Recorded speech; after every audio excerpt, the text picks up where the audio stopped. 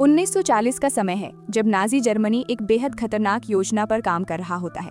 Concentration camp में बंद कैदियों से जबरदस्ती लाखों पाउंड की नकली करेंसी छपवाई जा रही है। उनका मकसद है इन नकली पैसों को ब्रिटेन में फैलाकर उसकी अर्थव्यवस्था को पूरी तरह हिला देना, ताकि बिना सीधी लड़ाई के ही जर्मनी को बढ़त मिल सके। जब ये नकली नोट तैयार हो जाते हैं तो उन्हें सूटकेस में भरकर ट्रेनों के जरिए अलग अलग जगह भेजा जाने लगता है।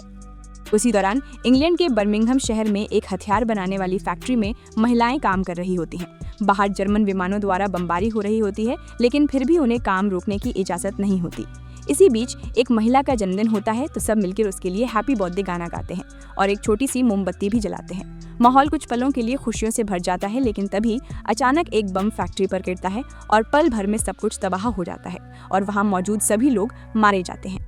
दूसरी तरफ टॉमी नाम का एक आदमी पूरी तरह अकेलेपन में जी रहा होता है। कभी वो इंग्लैंड के सबसे खतरनाक गैंग पीकी ब्लाइंडर्स का लीडर हुआ करता था, लेकिन अब उसने सब कुछ छोड़कर गांव में खुद को अलग कर लिया है और अपनी जिंदगी की कहानी लिखने में लगा है।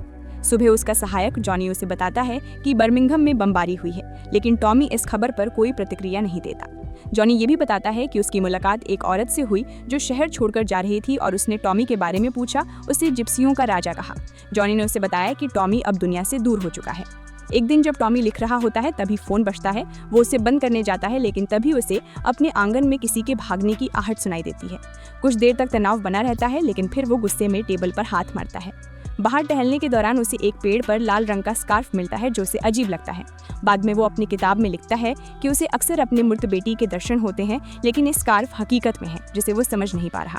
अंत में वो उस स्कार्फ को अपने भाई की कब्र पर टांग देता है। दोपहर में उसकी बहन एडा उससे मिलने आती है और फैक्ट्री में हुए हादसे के बारे में बताती है। वो चाहती है कि टॉमी वापस आए और हालात संभाले, लेकिन टॉमी मना कर देता है क्योंकि वो अपने अंदर के डर और यादों से जूझ रहा है। एडा उसे डांटते हुए कहती है कि उसने सालों से अपने बेटों को भी नहीं देखा, लेकिन टॉमी खुद को अच्छा पिता मानने से इनकार कर देता है। फिर भी एडा उसे बताती है कि उसका बेटा चार्ल्स नॉर्थ अफ्रीका में युद्ध लड़ रहा है और दूसरा बेटा ड्यूक अब पीकी ब्लाइंडर्स का नया लीडर बन चुका है। हालांकि ड्यूक की लीडरशिप गैंग को मुसीबत में डाल रही है। एडा को डर है कि कहीं उसे कानून या लोगों के हाथों सजा न मिल जाए, लेकिन टॉमी कहता है कि अब वो पहले जैसा नहीं रहा और वापस उस दुनिया में नहीं जाना चाहता। उधर बर्मिंघम में फैक्ट्री के मलबे के बीच पुलिस और फायर ब्रिगेड काम कर रहे होते हैं। तभी पीकी ब्लाइंडर्स वहां पहुंचते हैं और बिना किसी डर के फैक्ट्री में घुसकर बचे हुए हथियार लूटने लगते हैं। पुलिस भी उन्हें रोकने की हिम्मत नहीं करती। फैक्ट्री का मालिक विरोध करता है तो ड्यूक उसे पैसे देकर चुप कराने की कोशिश करता है, लेकिन जब वो नहीं मानता तो ड्यूक उसे मार गिराता है। उसके कर्मचारी विरोध करते हैं, लेकिन गैंग उन्हें भी बेरहमी से पीट देती है और सारा सामान लेकर चली जाती है। कुछ देर बाद एडा अपने बेटे कार्ल के साथ वहां पहुंचती है, लेकिन फैक्ट्री के लोग उसे घेर लेते हैं और गुस्से में कहते हैं कि पीकी ब्लाइंडर्स की वजह से उनकी हालत और खराब हो गई है। इसी बीच एक पब में ड्यूक की मुलाकात एक नाजी एजेंट बेकेट से होती है। वो उसे नकली नोटों का सैंपल दिखाता है और बताता है कि करीब 350 मिलियन पाउंड बाजार में उतारने के लिए तैयार हैं। इसके लिए उन्हें गैंग्स की मदद चाहिए ताकि ये पैसा तेजी से फैलाया जा सके। बदले में पीकी ब्लाइंडर्स को 20% हिस्सा मिलेगा, लेकिन इसके साथ अराजकता भी फैलेगी। बेकेट ये भी बताता है कि उसके अफसर असल में टॉमी से बात करना चाहते थे। ये सुनकर ड्यूक गुस्से में आ जाता है और अपनी ताकत दिखाने के लिए खिड़की से बाहर गोली चलाता है, जिससे बाहर खड़ी गाड़ी का शीशा टूट जाता है। फिर वो साफ कर देता है कि अब इस गैंग का असली बॉस वही है। जब बेकेट ड्यूक से पूछता है कि क्या वो अपने ही देश के साथ गद्दारी करने के लिए तैयार है, तो ड्यूक बिना हिचकिचाए हाँ कह देता है। इस पर बेकेट कहता है कि उसे उसी रात अपनी वफादारी साबित करनी होगी। अगले दिन टॉमी अपने घर में अचानक एक आवाज सुनता है और तुरंत बंदूक लेकर जांच करने निकलता है। तभी उसे एक टेबल पर एक नोट मिलता है जिसमें लिखा होता है, खुली खिड़कियों का पीछा करो। टॉमी उस इशारे को समझते हुए आगे बढ़ता है और आखिरकार एक कमरे में पहुंचता है जहां एक महिला उसकी किताब पढ़ रही होती है। टॉमी उस पर बंदूक तान देता है, लेकिन जैसे ही वो करीब से देखता है वो चौंक जाता है क्योंकि वो महिला बिल्कुल ड्यूक की मृत मां जेल्डा जैसी दिखती है। वो महिला अपना नाम को बताती है और कहती है कि वो जेल्डा की जुड़वा बहन है। वो दावा करती है कि वो सपनों और आत्माओं के जरिए जेल्डा से बात करती है और उसी के कहने पर यहाँ आई है। को बताती है कि वे सभी जिप्सी हैं और ड्यूक ऐसे खतरनाक लोगों के साथ जुड़ चुका है जो पूरे जिप्सी समुदाय को बर्बाद कर सकते हैं। अगर टॉमी वापस आकर अपने बेटे को रोकने के लिए तैयार हो जाए तो वो उसकी आत्मा को शांति दिलाने में मदद करेगी। तभी अचानक जॉनी बंदूक लेकर कमरे में घुसता है क्योंकि उसे लगता है कि कोई घुसपैठिया है, लेकिन टॉमी उसे रोकते हुए कहता है कि को उनकी मेहमान है। बाद में अकेले में जॉनी टॉमी को समझाने की कोशिश करता है कि को जैसी औरतें युद्ध में अपने बेटे खो चुकी माओ को धोखा देती हैं और आत्माओं से संपर्क का झूठा दावा करती हैं। उसे डर है कि कहीं टॉमी भी उसके झांसे में ना आ जाए, लेकिन टॉमी उसकी बात अनसुनी कर देता है। उधर दोपहर में ड्यूक अपने फार्म में सुअरों की देखभाल कर रहा होता है और कुछ सामान अपने स्टोर रूम में रख रहा होता है। तभी एडा वहां पहुंचती है और फैक्ट्री में हुई लूटपाट के लिए उसे डांटती है। वो सुअरों के बारे में पूछती है तो ड्यूक बहाना बनाता है कि एक बूचड़ खाने पर हमला हुआ था, इसलिए वो उन्हें अस्थायी रूप से संभाल रहा है। लेकिन एडा उसकी बातों पर भरोसा नहीं करती। फिर ड्यूक खुद ही खुलासा करता है कि वो दवाइयों की बिक्री भी कर रहा है, जिससे एडा को याद आता है कि हाल ही में एक अस्पताल से दवाइयां चोरी हुई थीं। एडा उसे पुलिस में शिकायत करने की धमकी देती है, लेकिन ड्यूक बेखौफ होकर कहता है कि उसे कोई नहीं रोक सकता। इसके बाद एडा एक पुराने जानकार से मिलने जाती है जो पहले टॉमी के साथ काम करता था। वो उसे ड्यूक की हरकतों के बारे में बताती है और कहती है कि वो मिलिट्री पुलिस के पास जाने का सोच रही है। एडा उससे गवाही और मदद मांगती है, लेकिन वो साफ मना कर देता है। उसका कहना है कि ड्यूक के खिलाफ जाना मतलब खुद मुसीबत में पड़ना है और उसे रोकने का काम सिर्फ टॉमी ही कर सकता है। इधर टॉमी अपने वाइन सेलर में जाता है, लेकिन अचानक एक आवाज से घबरा जाता है और एक बोतल गिरा देता है। उसी समय उसे अपने युद्ध के दिनों की भयानक यादें दिखाई देती हैं, जब वो फ्रंट लाइन की सुरंगों में था। इससे साफ हो जाता है कि वो गहरे मानसिक आघात PTSD से गुजर रहा है। अपनी किताब में वो लिखता है कि वो युद्ध को अपने घर तक ले आया ताकि उसे नींद आ सके। कुछ देर बाद को फिर से उसके पास आती है और वही लाल स्कार्फ उसे लौटाते हुए उसके भाई के बारे में पूछती है। टॉमी इस विषय पर बात करने से मना कर देता है, लेकिन को लगातार उसे उकसाती रहती है और कहती है कि असल में वो ज़ेल्डा ही है जो अपनी बहन के शरीर के जरिए उससे बात कर रही है। जब टॉमी उसकी बातों पर यकीन नहीं करता तो को कहती है कि वो स्कार्फ उसकी बेटी ने छोड़ा था और उसने उसके भाई से भी बात की है। वो वही शब्द दोहराती है जो टॉमी ने अपने भाई की कब्र पर कहे थे, जिससे टॉमी चौंक जाता है और उसकी बातों में दिलचस्पी लेने लगता है। लेकिन को कहती है कि वो और कुछ तभी बताएगी जब टॉमी ड्यूक को रोकने के लिए तैयार हो जाएगा। टॉमी फिर भी कहता है कि वो अब पहले जैसा इंसान नहीं रहा। इस पर को उसे उसका पुराना रूप वापस लाने की बात करती है और दोनों के बीच भावनात्मक नजदीकियां बढ़ने लगती हैं। वो उनके पुराने दिनों और मुलाकातों की बातें याद दिलाती है, जिससे टॉमी का विश्वास और गहरा होता जाता है। इसके बाद को उसे बताती है कि उसका भाई उसकी मौत के लिए उसे दोषी नहीं मानता और लोग समझते हैं कि उसने खुद अपनी जान ली थी। टॉमी गुस्से में उसे चुप कराने की कोशिश करता है, लेकिन आखिरकार वो सच कबूल कर लेता है। वो बताता है कि उस रात बहुत धुंध थी और उसका भाई नशे में था, जिससे उसने टॉमी को शैतान समझ लिया। झगड़े के दौरान गलती से टॉमी के हाथों ही उसका भाई मारा गया।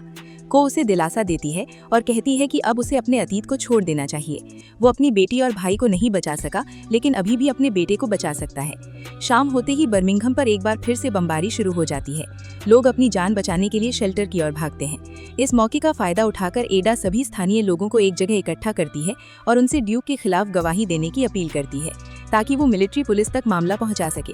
उधर ड्यूक की मुलाकात फिर से बेकेट और वर्जिल से होती है, जो ब्रिटिश फाशिस्ट लीग का डिप्टी हेड है। वर्जिल इस नकली पैसे को पूरे देश में फैलाने में मदद करेगा, इसलिए वे इस खतरनाक योजना की बारीकियों पर चर्चा करने बैठते हैं। ड्यूक अपनी योजना बताते हुए कहता है कि वो 3 कैनाल बोट्स का इस्तेमाल करेगा, जिनसे वो सारा नकली पैसा इकट्ठा करेगा। उसकी ये प्लानिंग सुनकर वर्जिल काफी प्रभावित हो जाता है, लेकिन तभी बेकेट अचानक माहौल बदल देता है और कहता है कि उसके पास ऐसी जानकारी आई है जिससे साबित होता है कि वर्जिल खुद गद्दार है और उस पर भरोसा नहीं किया जा सकता। ये सुनते ही ड्यूक बिना देर किए वर्जिल पर गोली चला देता है। वर्जिल जमीन पर गिरकर तड़पते हुए दूर जाने की कोशिश करता है, लेकिन ड्यूक उसे दूसरी गोली मारकर खत्म करने लगता है। तभी बेकेट उसे रोकते हुए कहता है कि वो अपनी सारी गोलियां उसी पर खाली कर दे। ड्यूक ऐसा ही करता है और वर्जिल की वहीं मौत हो जाती है। इस खून खराबे के बाद ड्यूक अंदर से बुरी तरह हिल जाता है। उसकी हालत देखकर बेकेट उसे समझाता है कि वो बहुत बड़े और ताकतवर लोगों के साथ काम कर रहा है, इसलिए उसे डरने की कोई जरूरत नहीं है। जल्द ही उसे लिवरपूल जाकर बोट्स के जरिए पैसे उठाने होंगे, लेकिन फिलहाल उसे इस लाश को ठिकाने लगाना है। जैसे ही बेकेट वहां से जाता है, ड्यूक गुस्से और तनाव में एक बोतल तोड़ देता है। फिर वो वर्जिल की लाश को अपने सुअरों के सामने फेंक देता है, जो उसे नोच नोच कर खा जाते हैं। उधर लिवरपूल में सूटकेसों से भरे जहाज आखिरकार पहुंच चुके होते हैं। अगली सुबह टॉमी खुद को बिस्तर पर अकेला पाता है। उसके पास वही लाल स्कार्फ होता है। वो उसे फिर से अपने भाई की कब्र पर रखता है और आखिरकार एक बड़ा फैसला लेता है। वो अपने पुराने कपड़े पहनता है, अपनी गाड़ी निकालता है और ऐलान करता है कि अब वो बर्मिंघम वापस जाएगा। जॉनी ये सुनकर घबरा जाता है और उसे रोकने की कोशिश करता है, लेकिन जब टॉमी नहीं मानता तो वो खुद उसके साथ चलने का फैसला करता है। दूसरी तरफ ड्यूक एक औरत के साथ रात बिताने के बाद जागता है। उसे एहसास होता है कि उसने अभी भी वर्जिल के कपड़े पहन रखे हैं, तो वो उन्हें जला देता है। तभी बेकेट वहां पहुंचता है और उसे बताता है कि एडा ने शेल्टर में लोगों को इकट्ठा करके उसके खिलाफ गवाही देने की कोशिश की है। बेकेट चाहता है कि ड्यूक एडा को मार दे, इससे पहले कि वो मिलिट्री पुलिस तक पहुंच जाए। वो ये भी कहता है कि उसे अपने बेटे पर शर्म है, लेकिन अगर ड्यूक उसका बेटा होता तो उसे उस पर गर्व होता। इसके बाद ड्यूक एडा और उसके बेटे कार्ल का पीछा करने लगता है। वो एक फोन बूथ में छिपकर सही मौके का इंतजार करता है ताकि एक सटीक गोली मार सके। लेकिन जैसे ही वो ट्रिगर दबाने वाला होता है, उसके अंदर का परिवार के प्रति प्यार उसे रोक देता है। गुस्से में वो फोन तोड़ देता है। वो उनका पीछा जारी रखता है और तभी देखता है कि एक कार आकर एडा के पास रुकती है। जैसे ही बेकेट उसमें से उतरता है, ड्यूक चिल्लाकर एडा को चेतावनी देने की कोशिश करता है, लेकिन तब तक बहुत देर हो चुकी होती है। बेकेट एडा पर कई गोलियां चलाकर उसे मार देता है और उसके पास मौजूद गवाहियों वाला बैग भी छीन लेता है। जाते जाते वो ड्यूक से कहता है कि उसने उसे निराश किया है। कार्ल अपनी मां की मौत देखकर टूट जाता है और ड्यूक बस खड़ा रह जाता है, बेबस और पछतावे में डूबा हुआ। उधर रास्ते में टॉमी अचानक गाड़ी रोक देता है और बाहर आकर एडा की परछाई को देखता है, जिससे उसे एहसास हो जाता है कि वो अब इस दुनिया में नहीं रही। कुछ ही देर बाद वो क्राइम सीन पर पहुंचता है, जहां एक पुलिस अफसर उसे बताता है कि एडा की मौत में ड्यूक का हाथ है। टॉमी तुरंत जॉनी को मुर्दा घर भेजता है ताकि वो एडा के शव की निगरानी करे और खुद बाकी काम संभालने निकल पड़ता है। एक पब में जाकर टॉमी म्यूजिक बंद करवा देता है और ड्यूक के बारे में पूछता है। वहाँ मौजूद लोग उसकी इस हरकत पर भड़क जाते हैं और उससे भिड़ने लगते हैं। तभी एलाइजा उसे पहचान लेता है और सबको बताता है कि ये टॉमी है। ये सुनते ही ज्यादातर लोग पीछे हट जाते हैं, लेकिन एक सैनिक उसे नहीं पहचानता और उस पर बंदूक तान देता है।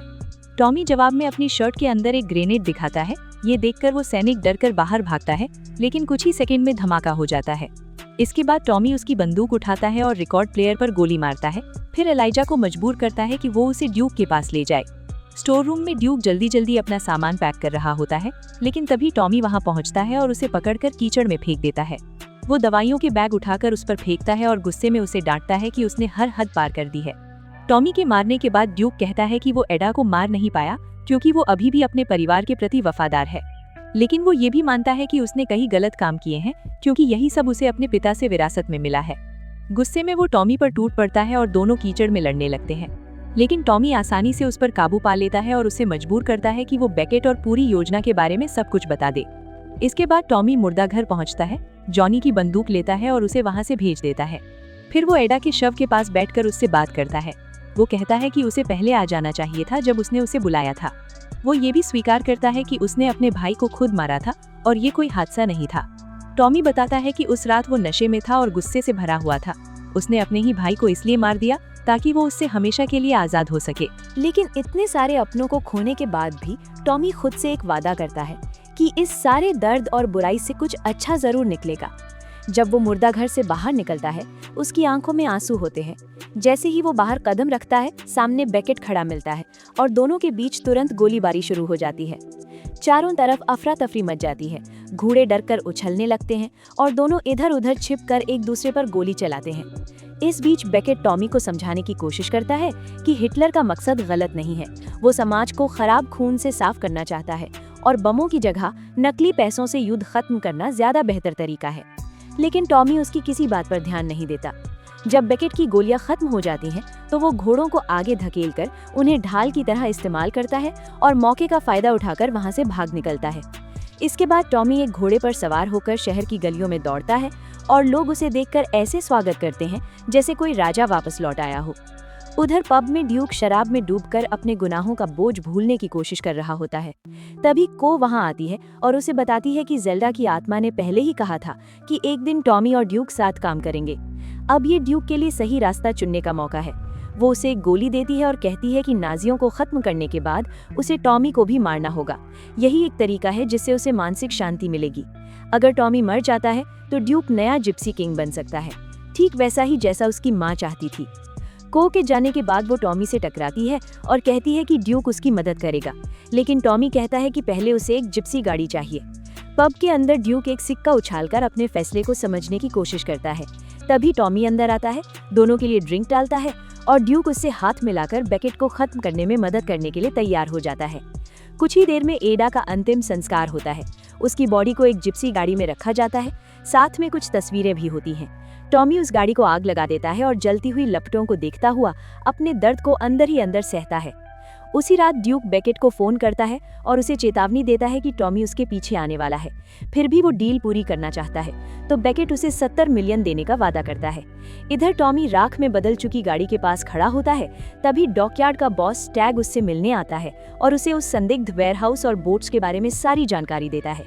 जब ड्यूक वहां पहुंचता है तो टॉमी उसे स्टैग से मिलवाता है और ऐलान करता है कि उसने अपने बेटे पर भरोसा करने का फैसला कर लिया है। इसके बाद वे तीनों मिलकर एक योजना बनाते हैं। टॉमी वाटरलू टनल का इस्तेमाल करना चाहता है, लेकिन स्टैग बताता है कि उसका एक हिस्सा गिर चुका है और उसे बंद कर दिया गया है। टॉमी आत्मविश्वास के साथ कहता है कि वो अंदर जाने का रास्ता ढूंढ लेगा। लिवरपूल जाते समय टॉमी अपनी किताब लिखता रहता है और उसे अपने बच्चों को समर्पित करता है।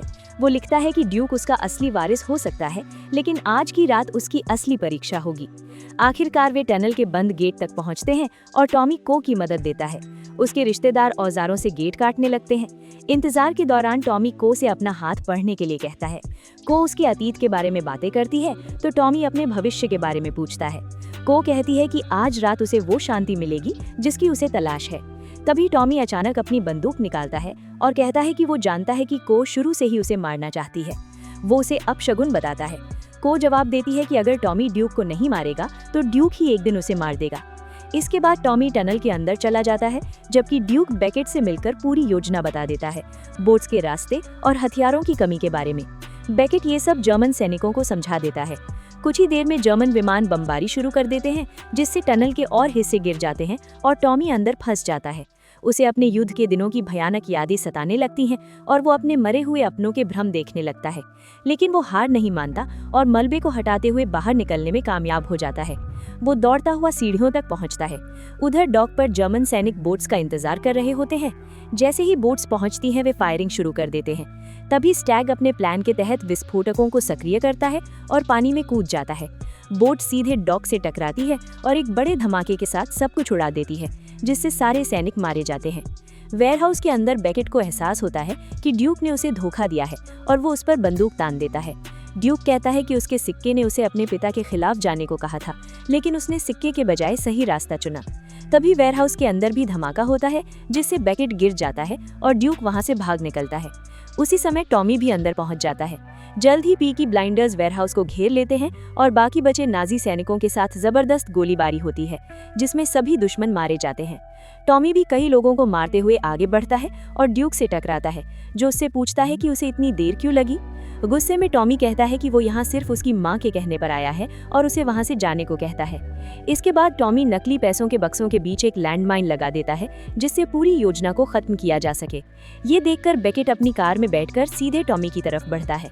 टॉमी उसका इंतजार करता है, लेकिन बेकेट पहले उसे पेट में 2 गोलियां मारता है। इसके बावजूद टॉमी आखिरी ताकत जुटाकर बेकेट के सिर में गोली मार देता है। कार आगे बढ़ती रहती है और टॉमी अपनी बाहें फैलाकर मौत का इंतजार करता है, लेकिन तभी ड्यूक उसे धक्का देकर बचा लेता है और कार दीवार से टकरा जाती है।